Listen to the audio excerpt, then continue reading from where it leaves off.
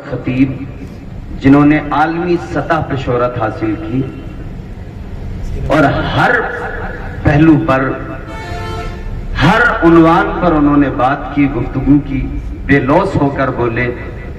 الحمدللہ مفکر اسلام، ہمدرد قوم و ملت، اسلامک اسکالر حضرت علامہ مولانا ہاشم اشرفی صاحب قبلہ کانپوری پورے ہندوستان میں ان کو لوگ جانتے پہچانتے ہیں، ان کے بیانات کو سنتے ہیں۔ انشاءاللہ ان کا خطاب نایاب آپ حضرات سے بات کریں گے۔ تو آپ سے درخواست ہے کہ آپ تھوڑا تیار ہوں۔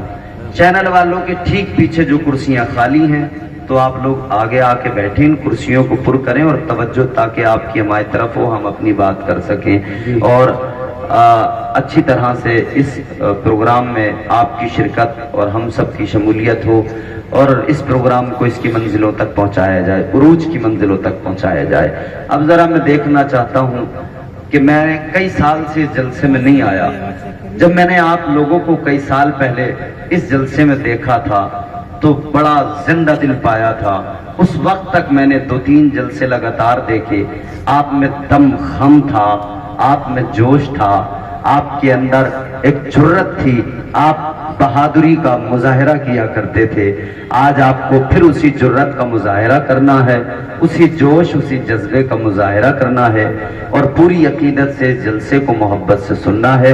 اب سارا مجمع ذرا آقا کی محبت میں دل لگا کر کہہ دے سبحان اللہ، سبحان اللہ، اور ذرا آہستہ سے سستی کے ساتھ کہہ دیں سبحان اللہ۔ سبحان اللہ۔ کیا بات ہے میرے اچھے یہاں کے سنی مسلمان، میری بات کو کتنے اچھے سے سمجھتے ہیں۔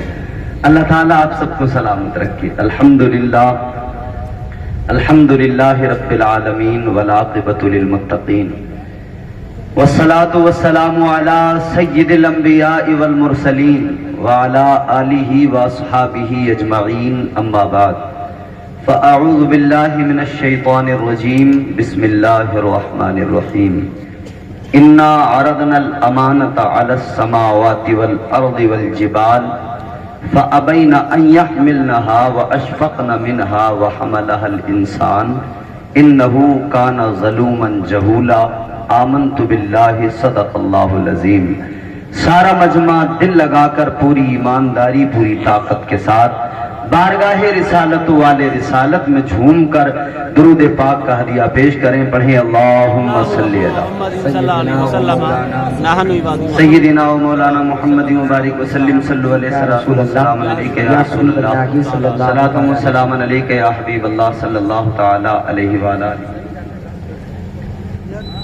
نعرہ تکبیر، نعرہ رسالت، نعرہ حیدری، نعرہ غوثیت، مسلک اعلی حضرت علامہ ہاشم کانپوری صاحب قبلہ، علماء اہل سنت، شہید اعظم کانفرنس، نعرہ تکبیر، نعرہ رسالت۔ آپ سب لوگ بیٹھے رہیں، علماء کرام حضرت کا استقبال فرما لیں گے، آپ لوگ بیٹھے رہیں۔ سبحان اللہ، سبحان اللہ۔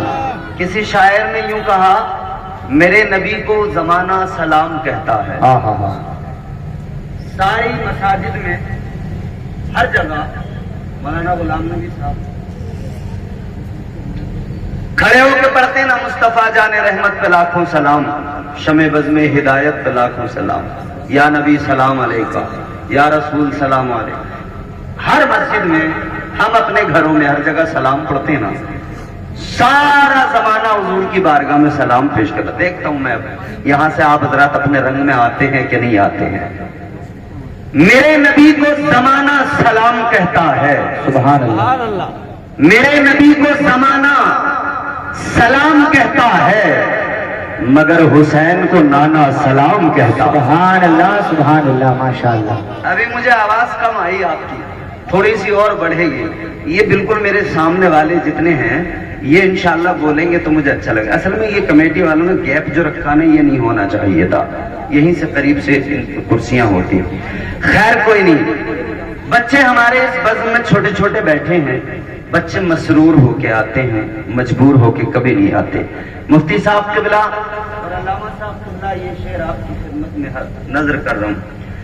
میرے ہر خواب کی تعبیر لکھنا آ گیا ہے، سبحان اللہ۔ میرے ہر خواب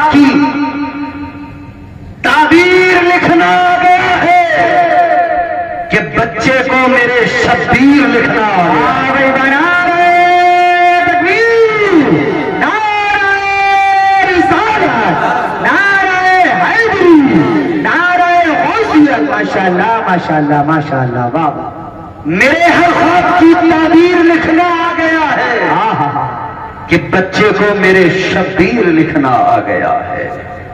عزیزان گرامی القدر، میں نے خطبہ مسنونہ کے بعد جس آیت کریمہ کی تلاوت کی، اللہ تعالی قرآن مجید میں ارشاد فرماتا ہے، اللہ کا کلام ہے، پروردگار کا فرمان ہے۔ اللہ تعالی نے روز ازل زمین، آسمان، پہاڑ، ان کو اپنی امانت پیش کی پروردگار نے۔ اب ذرا توجہ سے آپ تھوڑا ذہن قریب کریں، بات سمجھ پائیں گے۔ میں یہ اچھی طرح سے جانتا ہوں کہ یہ سرسی ہے، ملک بھر میں تقریر کرنا ایک الگ بات ہے، سرسی میں بولنا ایک الگ بات ہے۔ یہاں اپنی تمام وہ جو پیچھے میں جہاں بھی جاتا ہوں جس طرح سے بول رہا ہوں، اس روایت کو پیچھے چھوڑ دیا میں نے، یہاں بالکل میں الگ رنگ میں بولنا چاہتا ہوں۔ اللہ تعالیٰ نے زمین، آسمان، پہاڑ، ان سب کے سامنے اپنی امانت کو پیش کیا۔ قرآن کا مفہوم ہے، ترجمہ بیان کرنے کی ہماری اوقات نہیں، وہ تو بریلی کے قلندر نے ترجمہ کر دیا ہے۔ اب ہم تو مفہوم آپ کی خدمت میں رکھ رہے ہیں۔ اللہ تعالیٰ نے زمین، آسمان، پہاڑوں کے سامنے اپنی امانت کو پیش کیا۔ کیا تم میری امانت کو سنبھال سکتے ہو؟ عرض کیا نہیں، یا اللہ ہم تیری امانت کا بوجھ نہیں اٹھا سکتے، ہم تیری امانت کو نہیں۔ اے بچوں، اے بابو، ادھر دیکھو، خاموش آرام سے بیٹھو، بالکل۔ مدرسے کے بچے ماشاءاللہ، ہمارے قاری غلام یزدانی صاحب، مدرسے کا تمام اسٹاف بڑی محنت کر رہا ہے، مجھے بہت اچھا لگا مدرسے کا ماحول۔ اللہ تعالیٰ ہمارے مدرسے کو خوب روج، خوب ترقیاں عطا فرمائے۔ زمین، آسمان، پہاڑ اللہ کی بارگاہ میں عرض کرتے، مالک ہم تیری امانت کے بوجھ کو نہیں سنبھال سکتے، ہم تیری امانت کے بوجھ کو نہیں اٹھا سکتے۔ انکار کر دیا زمین نے، انکار کر دیا پہاڑوں نے، انکار کر دیا آسمان نے، لیکن آگے اللہ کا کلام فرماتا ہے پروردگار کہ پھر یہی امانت کا بوجھ انسان کے سامنے پیش کیا۔ اے انسان، کیا تو اپنے رب کی امانت کا بوجھ اٹھا سکتا ہے؟ اے انسان، کیا تو اپنے رب کی امانت کو سنبھال سکتا ہے؟ انسان نے اللہ کی بارگاہ میں عرض کیا۔ روز ازل حضرت آدم علیہ السلام کی روح نے عرض کیا، مولا میں تیری امانت کے بوجھ کو اٹھاؤں گا، یا اللہ میں تیری امانت کا بوجھ اٹھاؤں گا، اے پروردگار میں تیری امانت کو سنبھالوں گا۔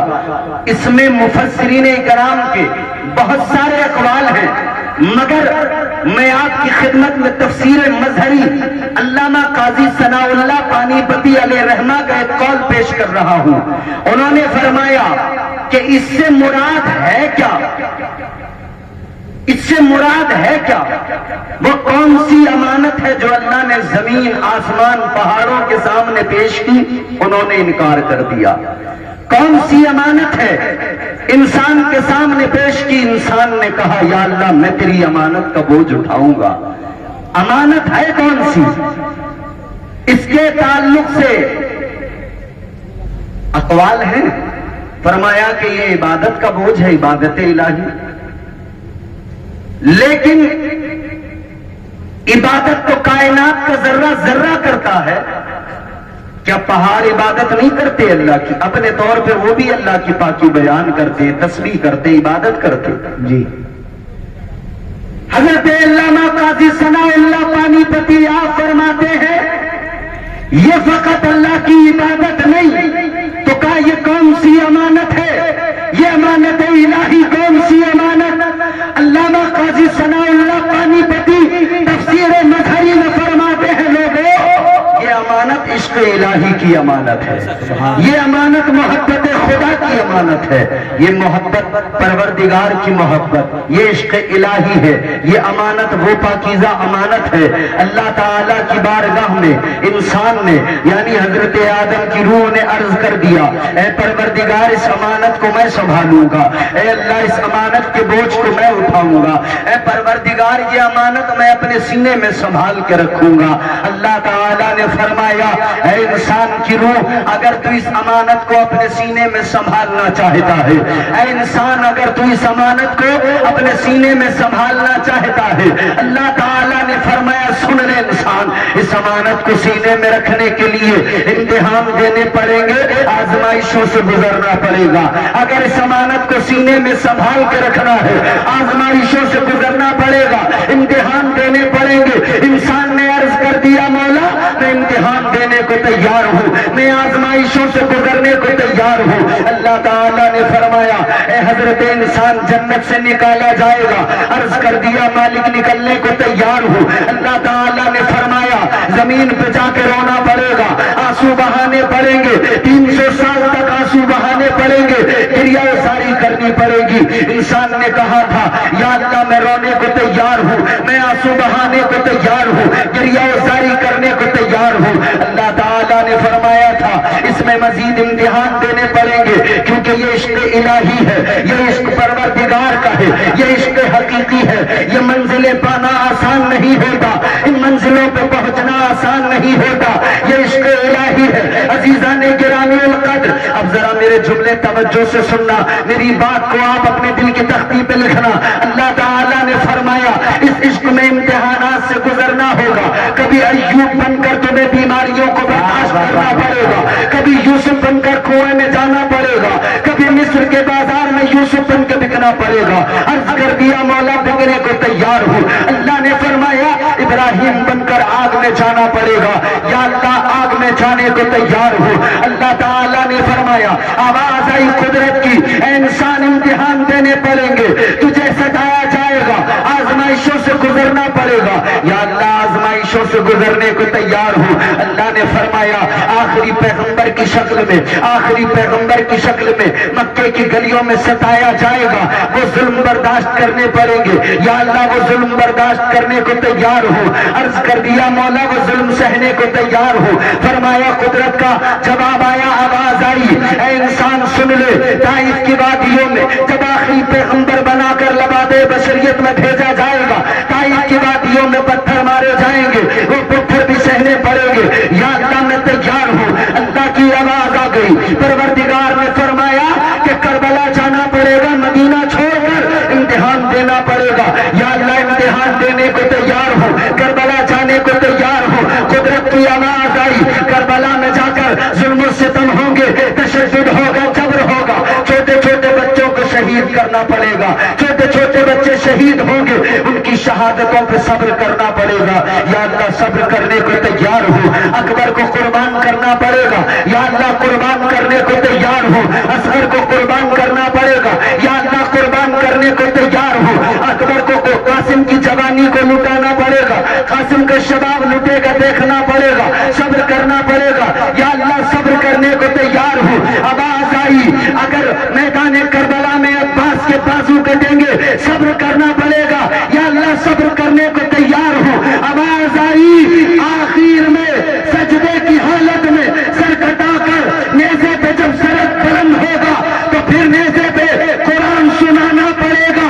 عرض کر دیا مالک میں نیزے پہ چڑھ کر قرآن سنانے کو تیار ہوں۔ اللہ نے فرمایا اگر تو عشق میں نیزے پہ چڑھ کر قرآن سنانے کو تیار ہے تو پھر یاد رکھ لے اگر فرشتوں سے سجدہ نہ کرا دو تو مجھے بھی خدا۔ سبحان اللہ، نعرہ تکبیر، نعرہ رسالت، نعرہ حیدری، نعرہ غوثیت، مسلک اعلیٰ حضرت شہید اعظم کانفرنس۔ ماشاءاللہ ماشاءاللہ۔ یہ عشق کی آزمائشیں ہیں۔ ساؤنڈ تو ایک نمبر کا بولتا ہے ہمیشہ، مگر آج نہیں بول رہا ہے۔ چچا ہمارے ساتھ بات کہنے میں کوئی نقصان نہیں ہے، ہمارا اپنا ساؤنڈ ہے، ہو جاتا ہے کبھی کبھی بڑے بڑے اچھے ماسٹر چوک جاتے ہیں، گرتے ہیں شہسوار ہی میدان جنگ۔ اب سنو بات ہمیں اہل بیت کی کرنی ہے۔ امام حسین آزمائشوں سے گزرنے کو تیار. یہ عشق ہے, عشق حقیقی ہے, عشق کی منزلیں ہیں. عشق کی منزلوں میں جب انسان پہنچتا ہے تو پھر کربلا میں پہنچ کر بچوں کو قربان کرنے کا کوئی غم نہیں ہوتا ہے, پھر اس پر کوئی افسوس نہیں ہوتا ہے. یہ خاندان میرے مصطفیٰ کا ہے, کیا عظمت ہے. اللہ اللہ نبی کا گھرانہ, اللہ اللہ نبی کا گھرانہ, یہ گھرانہ وراء الورا ہے. اللہ اللہ نبی کا گھرانہ, یہ گھرانہ وراء الورا ہے. اس میں حسنین اور فاطمہ ہے, اس میں حسنین اور فاطمہ ہے. اس گھرانے میں مشکل کشا ہے, اس میں حسنین. کو کچھ ڈیلے ویلے بھی ہوتا ہے, مشین میں استعمال کر لو آج اگر چاہو تو. اس میں حسنین اور فاطمہ ہے, اس گھرانے میں مشکل کشا ہے. اللہ اللہ نبی کا گھرانہ, یہ گھرانہ وراء الورا ہے. میرے عزیزوں, یہ گھرانہ وراء الورا ہے. اس گھرانے میں علی ہیں, اس گھرانے میں سیدہ ہیں, اس گھرانے میں حضرت حسین ہیں, اس گھرانے میں حضرت امام حسن ہیں. تاجدار مدینہ والی کائنات مصطفیٰ کریم کے غلاموں, آج یہ محفل سجائی گئی سید الشہداء حضرت امام حسین کی محبت میں. اس پاکیزہ محفل کو آپ نے سجایا, تمام سنی جنتی مسلمان محفل میں تشریف لائے. کس کی محبت میں؟ امام پاک کی محبت میں. وہ امام حسین جو مصطفیٰ کے کاندھوں پہ بیٹھ کر سواری فرماتے ہیں, وہ تاجدار مدینہ کے نواسے سواری میرے مصطفیٰ کے کاندھوں کو بنا کر جنہوں نے اپنی عظمتوں کا دنیا میں اعلان کیا ہے, اپنی عظمتیں دنیا کو دکھائی. اے لوگو عزیزو غور کرو, ایک صندوق ہے جس کو تابوت سکینہ کہا جاتا ہے. یہودی قوم آج تک پریشان ہے, تابوت سکینہ مل جائے. وہ تابوت سکینہ جس کے سبب انہیں انی فضلتکم علی العالمین کا خطاب ملا, وہ تابوت سکینہ کہ جس کو سامنے رکھ کر دعائیں مانگے تو اللہ دعاؤں کو قبول کرے.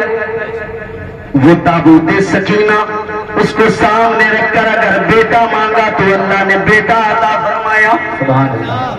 بولو چینل والے, بولو سبحان اللہ, اور سے بولو نا سبحان اللہ. وہ تابوت سکینہ اگر بیٹا مانگا تو اللہ نے بیٹا عطا فرمایا. جنگ کے میدان میں اگر اللہ سے کامیابی کی دعا مانگ لی, اللہ تعالیٰ نے کامیابی عطا فرمائی, اللہ نے فتح و نصرت عطا فرمائی. عزیزان گرامی القدر غور فرمائیے, وہ تابوت سکینہ, اس تابوت سکینہ کی شان کیا, فرشتے اس کو اپنے کاندھوں پہ اٹھا کے چلتے ہیں, فرشتے اس کو اپنے کاندھوں پہ لے کے چلتے ہیں. کیا ہے تابوت سکینہ کے اندر؟ جی ایک صندوق, کیا ہے اس کے اندر؟ تابوت سکینہ کے اندر حضرت موسیٰ علیہ السلام کی جوتیاں, حضرت ہارون علیہ السلام کا, حضرت ہارون علیہ السلام کا کپڑا, منا سلوا کے ٹکڑے اس کے اندر, موسیٰ علیہ السلام کا عصا اس کے اندر, حضرت موسیٰ علیہ السلام کی جوتیاں تابوت سکینہ. اے لوگوں, صندوق میں اللہ کے پیغمبر کی جوتیاں, اور پروردگار ان جوتیوں کے صدقے میں دعاؤں کو قبول فرما رہا ہے. سبحان اللہ. بول دو نا سبحان اللہ. موسیٰ علیہ السلام کی جوتیوں کے صدقے میں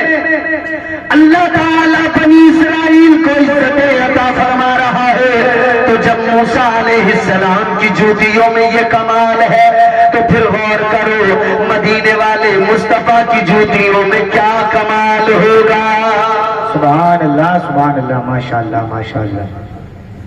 موسیٰ علیہ السلام کی جوتیاں تو فرشتے اٹھا کر چل رہے تھے.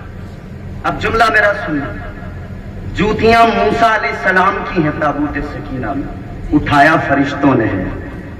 ایک پیغمبر کی جوتیاں ایک صندوق کے اندر ہے، فرشتے اٹھا رہے ہیں، تو پھر میں اس کی عظمت بیان کیسے کروں کہ جس کو خود مصطفیٰ اپنے کاندھوں پہ اٹھا رہے ہیں اس کو فرشتوں نے کس طرح سے اٹھایا ہو.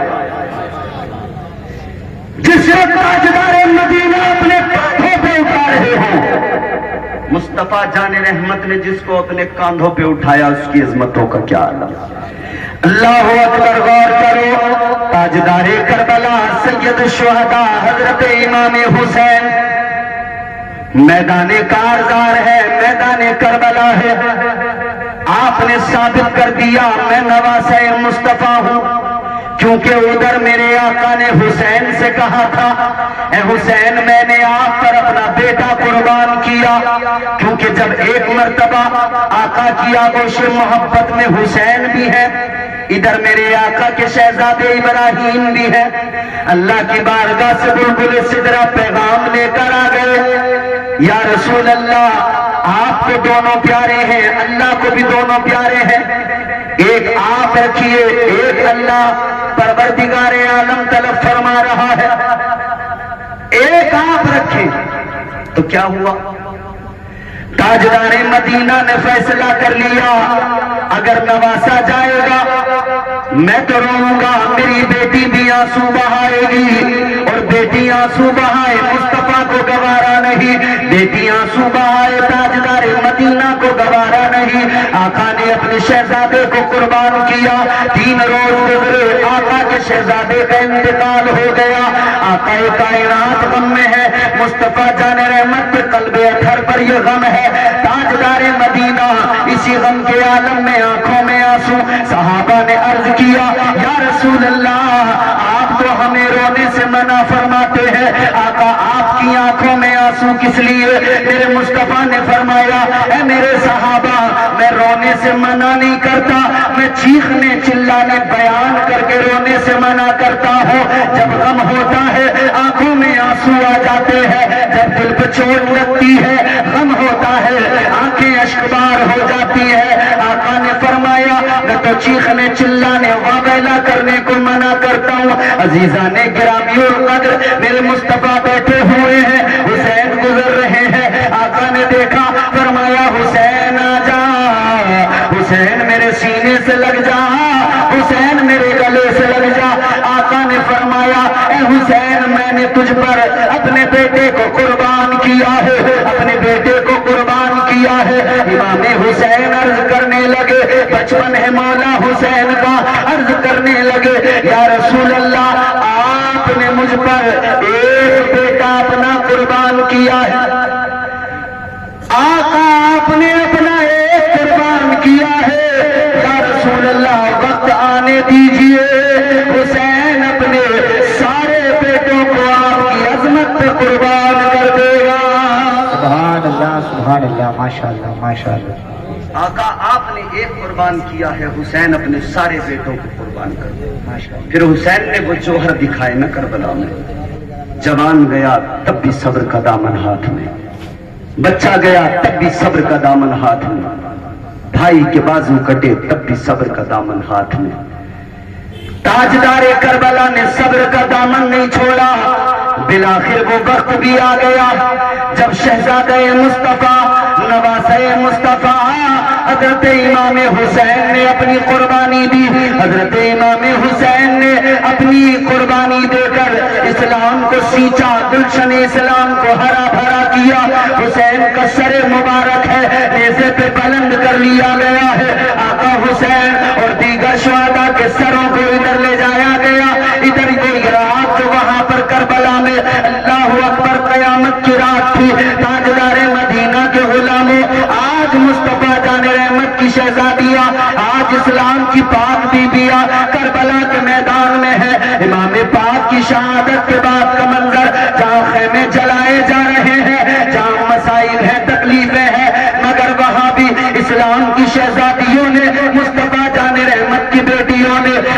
کردار پیش کیا، اپنا عمل پیش کیا اور دنیا کو بتا دیا اے دنیا والوں یاد رکھنا ہم خاندان رسول سے تعلق رکھتی ہے، ہم مصطفیٰ جان رحمت کے گھرانے سے تعلق رکھنے والی خواتین ہیں۔ اللہ اکبر کبیرہ۔ مصطفیٰ جان رحمت کی پیاری شہزادی حضرت امام حسین کی پیاری بہن حضرت زینب نے تو کربلا کے میدان میں اپنی بہادری کے بھی جوہر دکھائے اور ضبط بھی ایسا، اللہ اکبر کبیرہ، جواب نہیں ہے۔ آپ ان تمام مظلوموں کو کس طرح سے دلاسے دے رہی تھی، کس طرح سے انہیں صبر کی تلقین کر رہی تھی، کس طرح سے سب کو سمجھا رہی تھی۔ ایک ٹوٹا خنجر ہاتھ میں، سیدہ زینب کے چاروں طرف کربلا میں لاشیں بکھری پڑی ہیں، وہ ٹوٹا خنجر لے کر حسین کی بہن لاشوں کی پہرے داری کرنے لگی۔ لاشوں کی پہرے داری کرتے ہوئے سیدہ زینب نے دیکھا ایک سایہ آگے بڑھتا ہوا نظر آیا۔ آپ نے جب دیکھا تو فرمایا خبردار کون ہے آگے نہ بڑھنا، یاد رکھنا حسین شہید ہو گئے تو کیا ہوا، علی کی بہادر بیٹی ابھی موجود ہے۔ فرماتی ہیں تم نے کیا سمجھ لیا، ابھی تو علی کی بیٹی موجود ہے، آگے نہ بڑھنا، خنجر ہاتھ میں۔ لیکن جب سایہ آگے اور بڑھتا نظر آیا آپ نے فرمایا ٹھہرو، کون ہے، آگے نہ بڑھو۔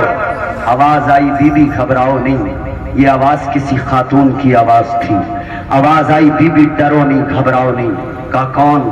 کہنے لگی میں پہلے شہید جناب حر کی بیوی ہوں۔ کس لیے آئی ہو؟ کہا پانی لے کے آئی ہوں۔ کربلا کے جو شہید تھے وہ تو پیاسے ہی چلے گئے جام کوثر پینے کے لیے، دنیا کا پانی نہیں پیا، مگر میں آپ کے لیے پانی لے کر آئی ہوں۔ پانی کا پیالہ دیا گیا، سیدہ زینب نے پیالہ لیا، یوں اپنے لبوں کے قریب کرنا ہی چاہتی تھی کہ سکینہ کی پیاس یاد آ گئی۔ سیدہ زینب نے پیالہ لیا۔ سیدہ زینب امام حسین کی چھوٹی شہزادی سکینہ کے پاس آئی، بیٹی پانی پی لو۔ سکینہ نے کہا پھپھو آپ نے پانی پی لیا، آپ سیراب ہو گئے؟ کہا نہیں بیٹی میں نے نہیں پیا۔ آپ نے کیوں نہیں پیا؟ سیدہ زینب نے فرمایا بیٹی میں نے پانی اس لیے نہیں پیا کہ تم چھوٹی ہو، پہلے تمہیں پانی پلانا ہے، تم چھوٹی ہو پہلے تم کو پانی۔ سیدہ سکینہ آنکھوں میں آنسو رو کے کہتی ہیں اے پھپھو اگر قانون یہ ہے کہ پہلے چھوٹوں کو پانی پلایا جائے گا تو میرا بھائی اصغر تو مجھ سے بھی چھوٹا ہے، میرا بھائی اصغر تو مجھ سے بھی چھوٹا، تو پہلے قانون تو یہی ہوتا ہے اصغر کو پانی پلایا جائے۔ پانی لے کر توڑ پڑی، پیالہ لے کر سکینہ دوڑی ہے ان لاشوں کی طرف جہاں اکبر کا بھی اصغر کا بھی لاشا پڑا ہوا ہے، 6 ماہ کے شیر خار بچے کا لاشا جہاں پہ پڑا تھا۔ سکینہ توڑی ہے نا پانی کا پیالہ لے کر ٹھوکر لگی، پیالہ زمین پر گرا، پانی زمین نے جذب کر لیا اور تاریخ رقم ہو گئی کہ جب اصغر پیاسا چلا گیا ہے تو سکینہ بھی اس رات میں پانی کو لبوں کے قریب نہیں کرے گی۔ عزیزوں یہ وہ رات تھی کربلا کی، بہرحال بیان کرنا مقصد نہیں، بس میں اتنا چاہتا ہوں کہ آپ منظم ہو جائیں اور تھوڑا سا باقاعدگی کے ساتھ اور پورے اپنے اسی جلوے کو برقرار رکھتے ہوئے اسی جوش کے ساتھ آپ کو حضرت کا ولولہ انگیز خطاب سماعت کرنا ہے۔ چونکہ برسات کا موسم ہے، پتہ نہیں کب بارش ہو جائے، 11:30 ہو رہے ہیں، انشاءاللہ یہاں سے حضرت کا بھرپور بیان آپ کو سننا ہے۔ ایک نعت پاک ہوگی عقیل بھائی کی، عقیل صدیقی صاحب کی، اس کے بعد میں فوراً حضرت کا بیان۔ اللہ تعالی ہم سب کی شرکت کو قبول فرمائے، ہم سب کو دنیا اور آخرت میں کامیابی عطا فرمائے۔ استغفر اللہ ربی من کل ذنب واتوب الیہ وما علینا الا البلاغ۔ السلام علیکم ورحمۃ اللہ۔